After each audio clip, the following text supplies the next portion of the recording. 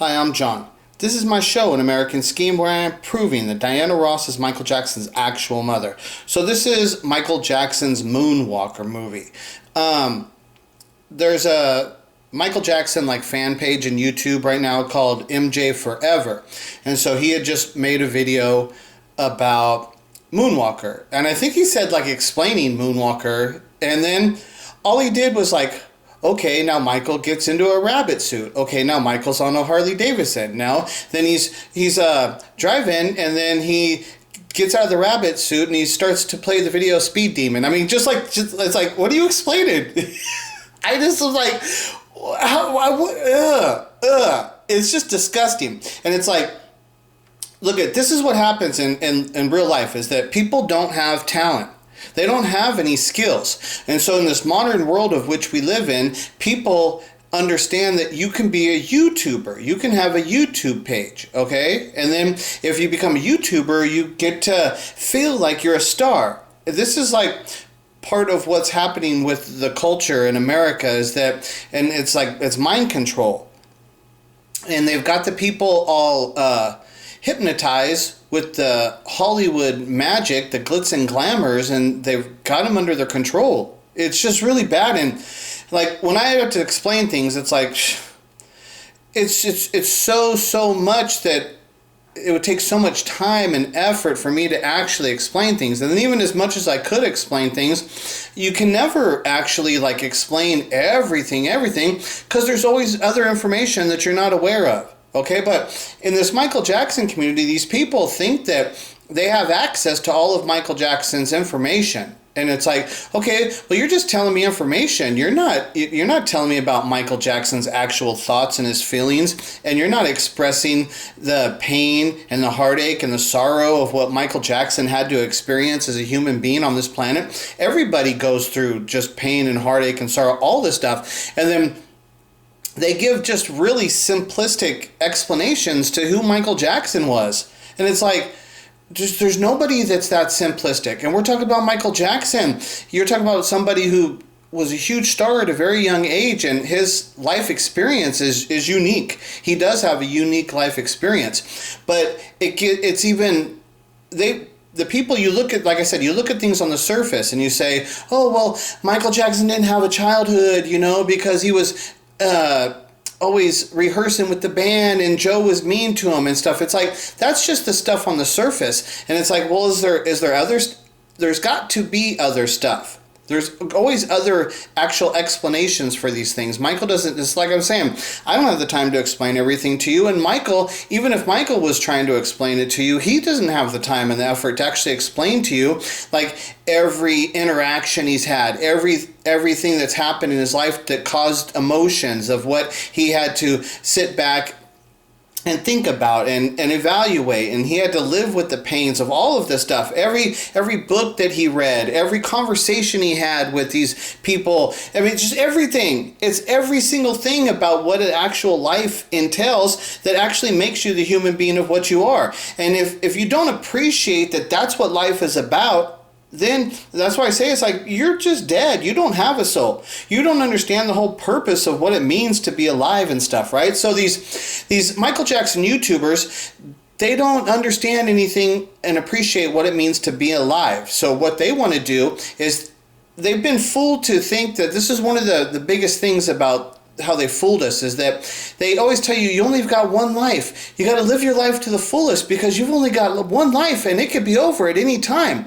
This is these are these really demonic mind control tricks of what they've put into us. And it's Michael Jackson, the actual human being, Michael Jackson. There's only one Michael Jackson that will ever be. There's only one Michael Jackson. Now, so when they talk about you've only got one life, okay, well, Michael Jackson, that's true. The physical body of what Michael Jackson is only gets one life. Okay, but you have to say, well, you have to understand, is there a soul, what we call a soul? And you say, well, that's the light, and because they say, well, when the light goes out, when the lights went out, and so you got to understand, it's okay, well, what are you actually? Are you just Michael Jackson, the physical body, or is what you actually are is the light, in the inner light inside of you? which is that's what you always are, and that light does not get turned off. Okay, so when they're saying you've only got one life, they're talking about, I mean, they're trying to tell you it's like all of what you are. Okay, and it's like, well, if you're only got one life, you're negating the fact that you have a soul and an inner light. And just because your physical body, your body, just, it's meat, it's going to die. It's a decaying freaking form of reality. Of course, that's going to die. But the inner light doesn't die. It doesn't die and stuff. So when they're saying you've only got one life, that's not true. That's not true. It's not true whatsoever. But in the message of them implanting that into your head, and because everybody's always saying that, it's a big part of what's going on. And so everybody's always like thinking, I gotta do something in my life. I gotta be somebody. I don't want to be a loser. I only got my one life. This is my only shot. The people are all panicked and they're all worried and stuff. And it's like, why are you all panicked? Your life mission is to experience life. And you don't know what's going to happen in your life and stuff. And it's you try your best. But just because you don't become a big star or some kind of big sports hero, that doesn't mean that your life's a failure. I mean, none of that does.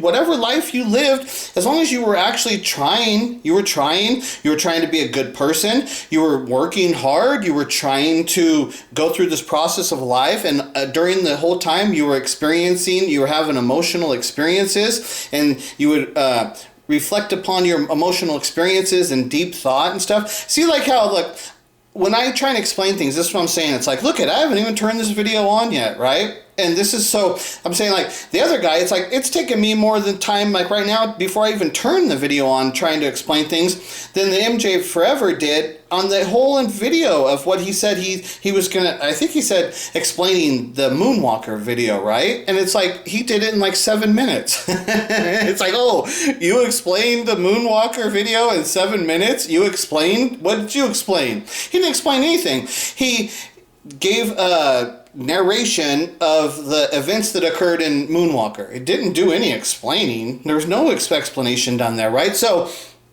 these people like MJ Forever, they don't have any skills in their life, and so they're trying to do something. Okay, so what I say though is, like, when you come into YouTube like this and you start stealing from Michael Jackson and you start stealing from his legacy, and all you're doing is telling like stories, you're not even telling stories, you're just like narrating a really bad description of what Michael Jackson's life is about. I mean, that's all they do. There is no in-depth, there's no explanation, there's no in-depth. They say, look they were here this time, and then look there's another photograph here where they were over here, and then, oh, well, Michael said this. It's like, well, that doesn't explain anything. It's nothing. And so what I say is, these people, they can't do anything on their own. Like when I came into YouTube, it's because I had a story to tell. I'm doing an investigation. I wanted to document my investigation. I wanted to document my experiences with the Michael Jackson community and the process of me furthering my discovery that Michael Jackson was actually an abandoned child, that he's the love child of Diana Ross and Smokey Robinson, that he was given to the Jackson family. Okay, I already had a solid foundation with my story, but I've found so much more, like serious evidence, and my explanations of the things have furthered through this process of me going through this. Everything is just, there's just so much and stuff that to be seen and stuff. So like with the thing, like the Michael Jackson community, they always say things like it's a fact and stuff, right? They always say things like, oh, this is a fact and this is a fact. And it's like, ask like a simple question. It's like, okay, well, what's God? Okay? And it's like, okay, if you ask like a Christian, they're going to give you their interpretation of what God is. If you ask a Jewish person, they're going to give you their interpretation of what God is. And if you go ask some Buddhist, they're going to give you their interpretation of what God is. You go ask some Muslim, they're going to give you their interpretation of what God is. And now what happens is, within all of those people, they're all right and they're all wrong. That's the way it goes. That's the way the world is. And so what, like, my understanding is for you to get the best understanding of what you can have is to try and learn from all of them. And you don't you don't believe what they say. You listen to what they say and you believe that they're sincere about it. You care about what they say, but you don't set it in stone and it's not written in concrete, It's like, this is the way it is and that's all there is to it. And you can't argue this and stuff. It's like, no, everything is left up to interpretation. And we're here going through the process of life, and it's the process of discovery and experience, and your life evolves with your process of experiencing things. Everything is constantly evolving. And I mean, so it's like when people are trying to say this is the way it is and you can't argue that, it's like, that's not the way it is. The way life is that things keep evolving. It's a process of discovery. Like I heard a thing where Einstein said that his work is just one an experiment. Like his work is just like one experiment from being proven wrong. Because when you're really smart, you're somebody like Einstein. Einstein, even as smart as Einstein is, he understands that his explanation is only the best explanation of what he can give at that time. Okay, but with him understanding that he's a part of a universe, and within the universe and the existence of knowledge that exists out there, that there's always going to be more knowledge. There's always more information to find. So Einstein, a person, when you're really smart, you say like, look, this is the best of what I can tell you at this time. And Einstein will say, look, I did this experiment, we tested it, it held up. And so what that is like, okay, now that little piece is true, but there's a bigger picture. There's a bigger picture that one little fact is true, and he proved that this is true. But what happens is we're trying to put the puzzle together. It's a much larger puzzle. And so if Einstein tells you like his theory of relativity or whatever, if he does the thing and stuff, that's just one piece. It's not the entire puzzle. And so Einstein, and what people all understand is like when you're trying to put the entire puzzle together, you have to go piece by piece. And so when Einstein gives you a fact at this time and stuff, and you understand it, it's like, okay, that's one piece of the puzzle. But what the process of what we're doing here is to try and build the entire picture. And that's what, when Einstein made the statement, it's like, oh, I'm just one experiment from being proven wrong, because he understands that everything it's organic and things keep evolving. And so that's what he understands, that just because I explain this one thing, that doesn't mean that it's going to hold up like when you bring in new elements. When you bring in other tests and stuff, and then you test those tests against his theories, his theory now could break down and it won't hold up. But at that low level, that his experiment held up, and you needed to know that it worked at that level so that you could evolve past it and you could perform higher level experiments. And so that's what I'm saying. When you're trying to explain the world and the life and stuff, it's like it's constantly evolving, and there's so much out there, and you have to understand the most simplest basic thing is that we don't know. And that's what I say, is like the only reason I'm smart, and because I can clearly say this, I'm smart. Okay, now what makes me smart? Is it because I'm 50, I'm 49, but say I'm 50 years old. Does that make me smart? No.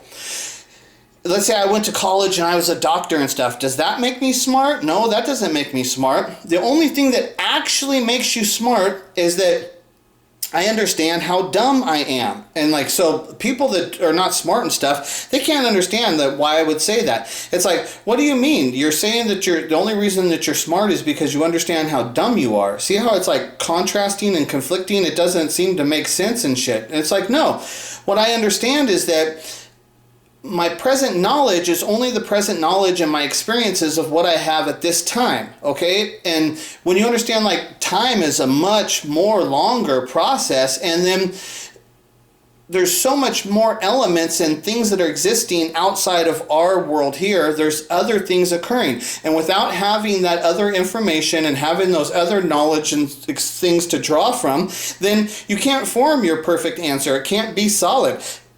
It's just the best of what you can do at that time. So I could say, yeah, I'm smart, but the only reason I'm smart is because I know that even the things that I really believe can be altered with new evidence and new experiences, that my life can be altered and my life experience, things can be altered. And because I'm not set in stone, I'll be able then to adapt to this new thing. That's what makes me smart, because I allow myself to adjust and advance. That's how you keep adjusting and you keep advancing, and because you understand that it's like I said, like Einstein made a statement that his work is just one experiment from being proven wrong. And you're talking about somebody who's like really knowledgeable, like somebody like Einstein. It's like, well, he's not just smart, like he actually can prove it with mathematics and, you know, the theories and the stuff what he did. He was really, really smart. You know, he's not just a guy saying he's smart. He's actually got the background to back it up and stuff, right? But even a guy at that point, he understands that his work is proven as is and is documented and technical as what it is.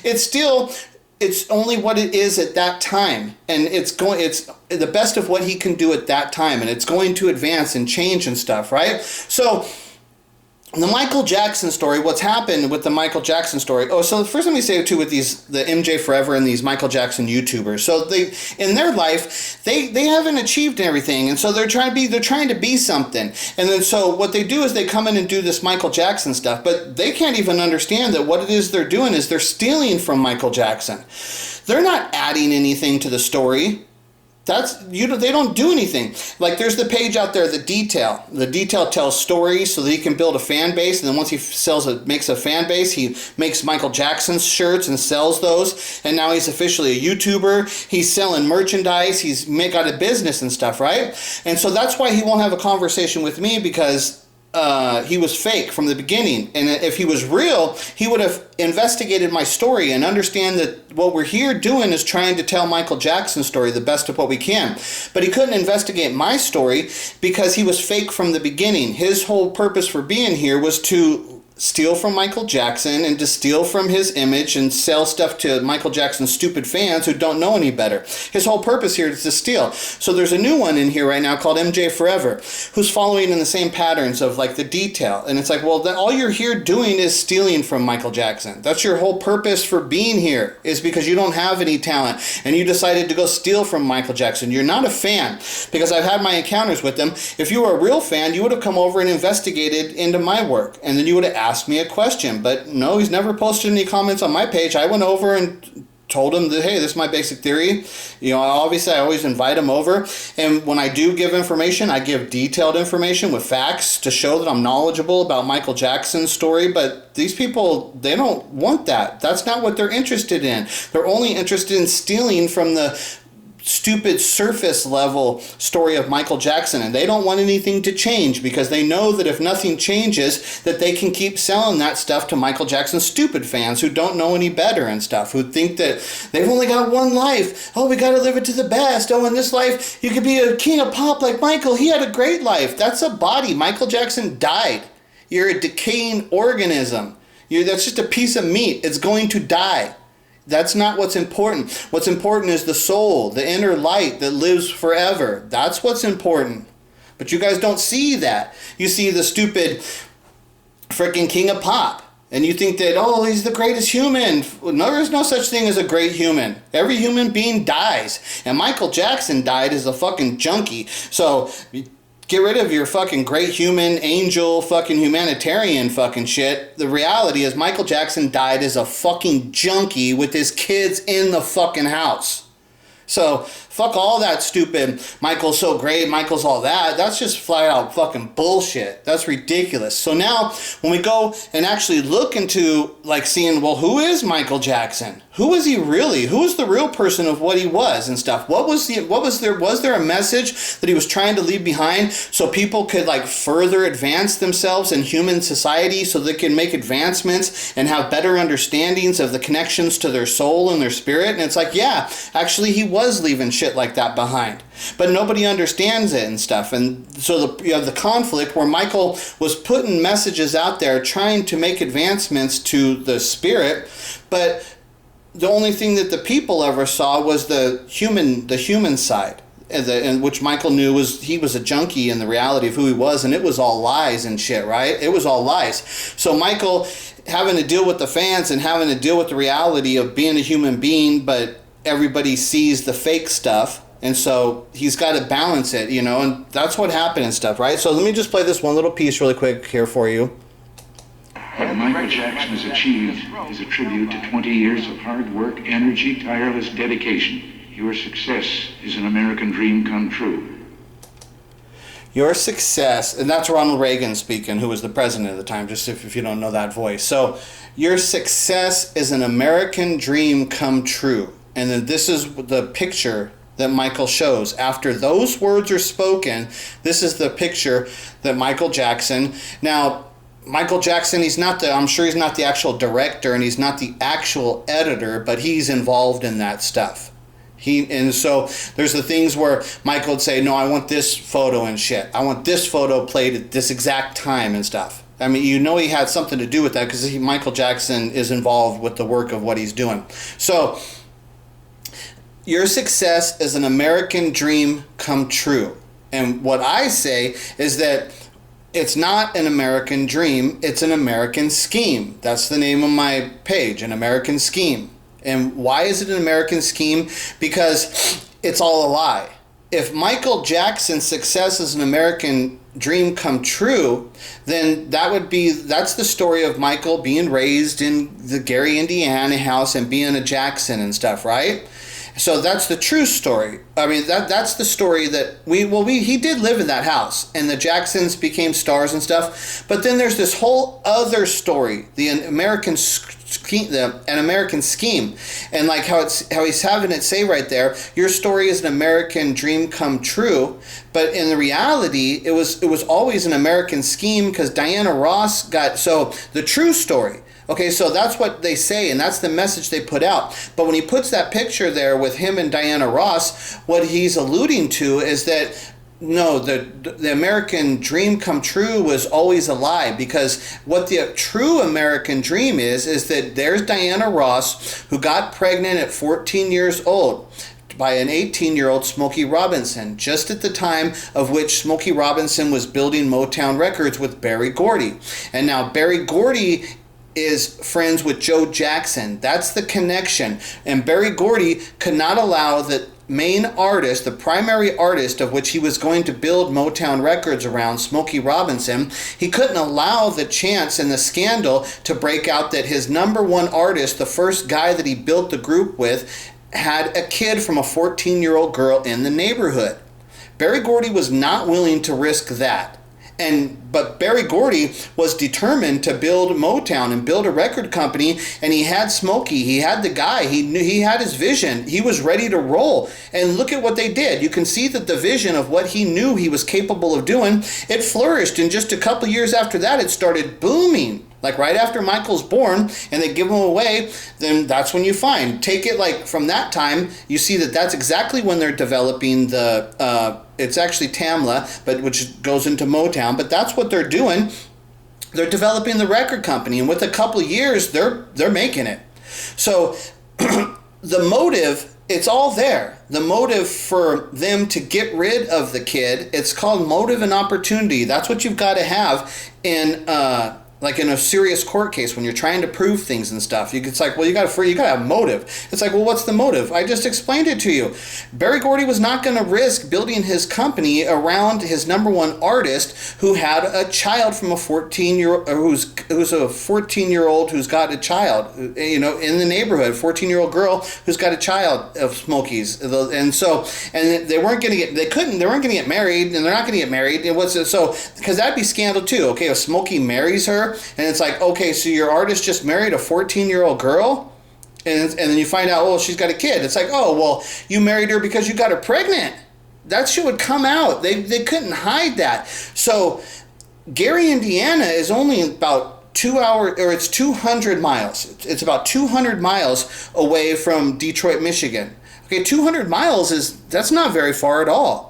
It doesn't take long to drive over. That's not like it's like on the other side of the country. That's just right over there. And it's right below Chicago, which Berry Gordy has all kinds of connections to Chicago and like Chess Records in Chicago. There's a lot of stuff there with Chicago. So Berry Gordy go to Chicago all the time because Chicago is the Chicago blues. The music, the blues guitar stuff, the blues scene, that was primarily in Chicago. So Berry Gordy was very familiar with the Chicago blues scene, the Chicago music, and the clubs and the music thing that was going on in Chicago. Berry Gordy's very aware of that. Berry Gordy has connections in Chicago, direct connections to Chess Records, which is a big one. There's there's all kinds of stuff. And so Joe Jackson was a musician, and Joe Jackson's right there below Chicago, and Joe Jackson's got a lot of connections to people in the Chicago music scene. Joe Jackson was a blues guitar player. That's what he was playing. He's a blues guitar player because he's right there in the Chicago music scene. And so then there's actually like there's crazy stuff there, because there's the Pookie Hudson, a guy, he made a band called the Spaniels. Okay, and so the band the Spaniels is recognized as being one of the first originators of creating the doo-wop style of music. Okay, which is the primary style of music of what Motown was producing. When Motown makes it, their primary style of music would be doo-wop music. Okay, so one of the main creators, the original people that started doo-wop music, is the guy Pookie Hudson from the band the Spaniels. Pookie Hudson was in Joe Jackson's band. That's what I'm saying, the connections of what's going on when you actually go back and research, and what you find and stuff is that guy, Pookie Hudson from the Spaniels, before he formed the band the Spaniels, he was in Joe Jackson's band, the Falcons. Pookie Hudson is from Gary, Indiana. He was in Joe Jackson's band. Then he creates a style of music called doo-wop. And then Motown's primary style of music of how they are created is doo-wop style of music. It's like there's serious connections of what's going on, direct connections from Joe Jackson in the music scene to Berry Gordy. And then but before Joe Jackson and Berry Gordy, before that they got into the music scene, both of them were fighting in the Golden Gloves. They're the same age, and they were both fighting in the Golden Gloves.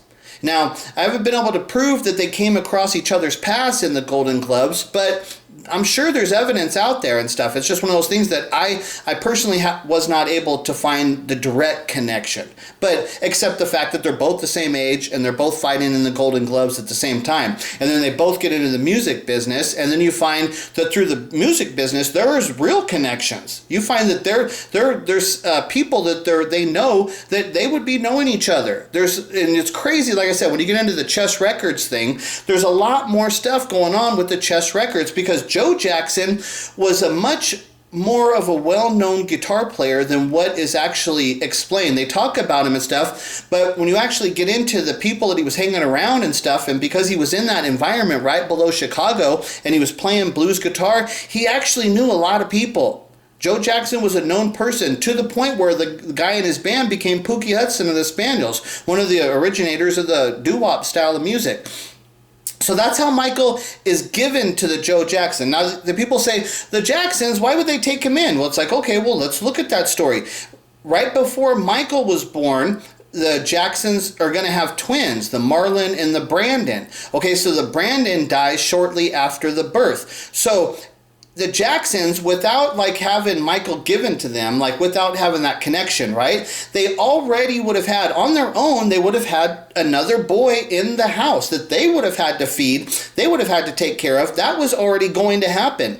So they already would have been dealing with having another boy in the house, but then they don't have another kid until Michael comes into the house. But when Michael comes into the house, he comes with connections. He's given to them through Berry Gordy. So when people are like, why would they take him in? They're a poor family. How do they get the kid? And it's like, well, shit. When the opportunity arose, Joseph Jackson was smart enough to say, shit, I'll do a favor for you, Berry Gordy. Because Berry Gordy, what a lot of people don't know is that Berry Gordy was a very well-established songwriter with he's got credentials behind him. Before he starts Motown, Berry Gordy is a songwriter. He's written hit songs. He's the primary songwriter for Jackie Wilson, but he's written other songs too. He's an accomplished songwriter. He's got respect and credentials to back it up. And at the time when Michael gets born, he's starting to work with Smokey Robinson. The actual way that Smokey Robinson met Berry Gordy was in August of 1957. So like, just think about the reality.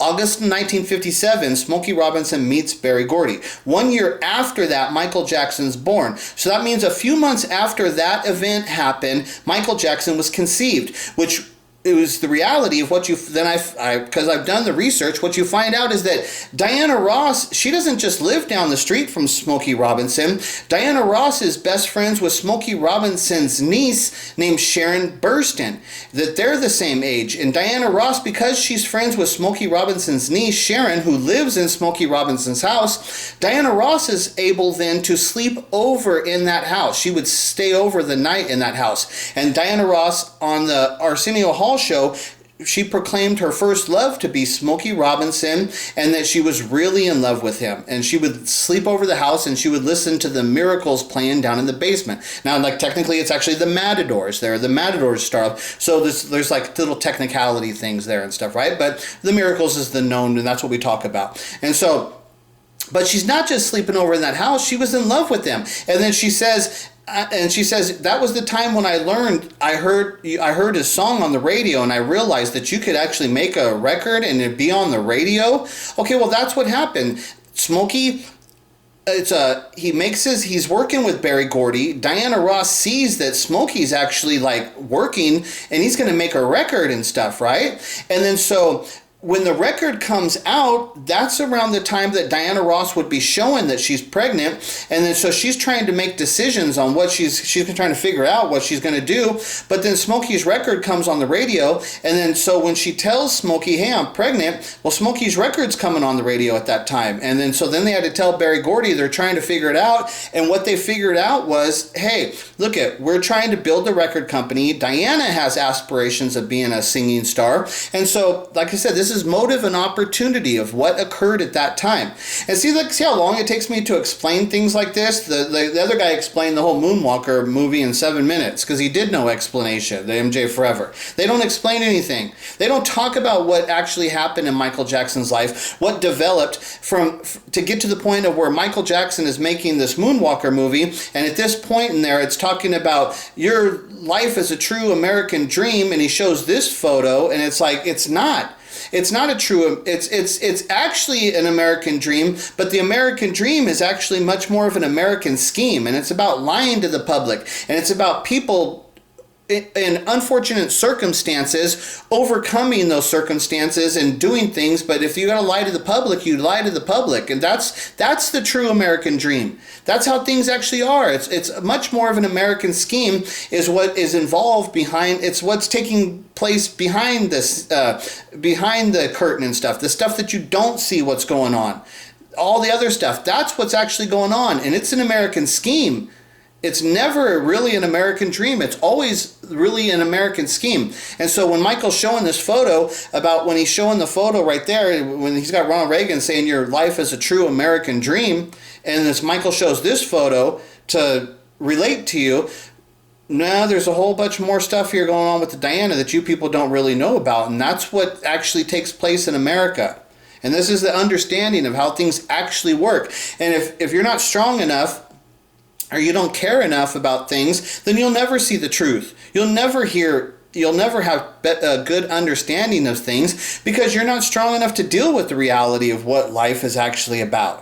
You know? And Michael Jackson, when it comes down to it, he wasn't strong enough to deal with it because he had to take drugs to kill the pain. And I'll say, the burden of what he was carrying on his shoulders was massive.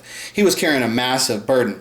And I understand exactly all the drugs and what took, but still the fans though, they're, no, he wasn't a junkie. And it's like, no, he was a junkie.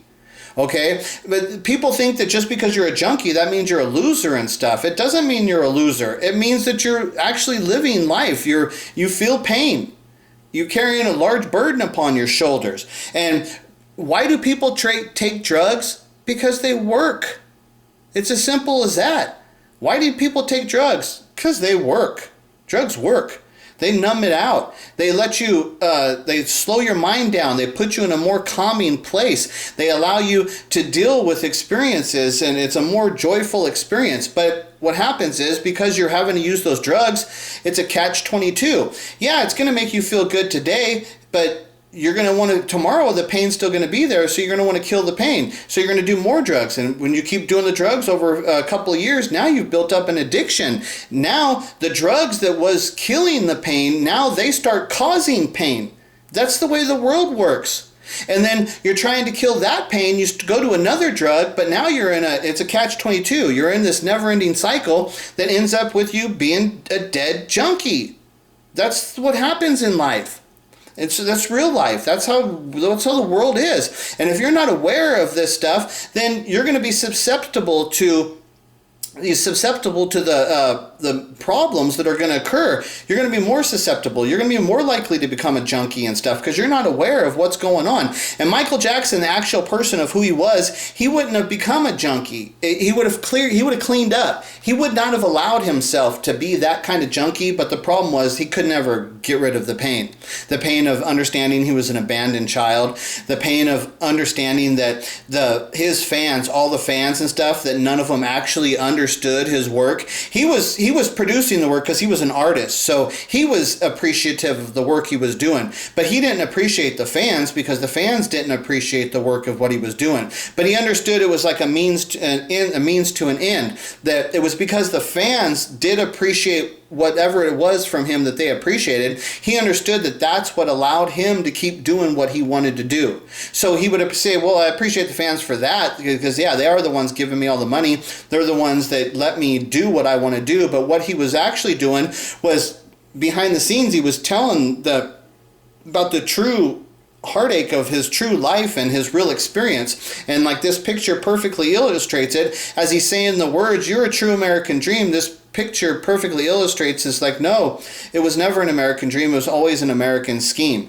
He was always abandoned from her in her life. Look at how you would say Diana Ross is a true American dream. She's a true American dream story come true also, right? Yeah, but when you look at the reality, she got pregnant at 14 years old and had to abandon her child in order to fulfill those dreams, and to become the star of what she did, to have the connection to Berry Gordy and Smokey Robinson, to get into Motown and do all this stuff. Yeah, well, it all started with her abandoning her child when she was 14 years old. So how is that the American dream? Now, she's lived the life, and then they came back together. But when they came back together, Diana Ross has a family. She's got marriages and she's got children from these other husbands and stuff. And Michael he was a part of the family, but he was never like fully accepted like as being her child. And so that was always like the burden that was always hanging over their heads the whole time and stuff. And Michael did everything of what he could do and stuff, but that never went away. The reality that he was an abandoned child, the pain of what that caused him, it never went away. And he's trying to express to you like his inner pains and the behind the curtain. He's trying to expose, like with a picture like this. That's what I'm saying. It's like, look at just this one picture, how much I could talk about life in the world and Michael Jackson's experiences just because of that one little line right there where it said, you're a true American dream. And then it shows this picture and it's like, no, there's so much more to that. And this is what the Michael Jackson fans, it's like they're not real fans. If you're a Michael Jackson fan, you would be interested in anything that actually is an explaining of Michael Jackson's life. You would be super interested in that. But the fans, they're not interested. They hate my story. And it's like, yeah, well, if you hate my story, then you hate Michael Jackson. Simple. There is no ifs, ands, or buts about it. If you don't like my story, then you don't like Michael Jackson, because the story I'm telling is about I'm talking about the guy, Michael Jackson, the actual person. I'm not talking about the fake image that they sell to the fucking stupid kids so they could get their money. That's part of the story and stuff, but I'm actually talking about the guy. I'm talking about the guy, because even when I talk about the music and stuff, well, it's like, well, I'm talking about the guy who actually created the music and stuff. I'm not talking about the king of pop, Michael Jackson. I'm talking about Michael Jackson. There's an actual human being that lived on this earth who had to deal with the pains and had emotions and stuff. And actually talking about the actual person. But the fans don't care about Michael Jackson. And that's why I keep telling you, they're fake fans. They're not fans. They don't care about Michael Jackson. They only care from how they can steal from Michael Jackson's legacy so they can become a YouTuber. They can steal from him and they can get fame for themselves, and they can steal from Michael Jackson's image, sell it on t-shirts and stuff. And so that all benefits them as them. That's all for them. They're doing nothing for Michael Jackson. They don't care about Michael Jackson. They don't like that somebody like me is out here actually explaining who Michael Jackson, the actual person was, his real life. And they're not interested in that because they're all fake fans and they're only just out here stealing from Michael Jackson.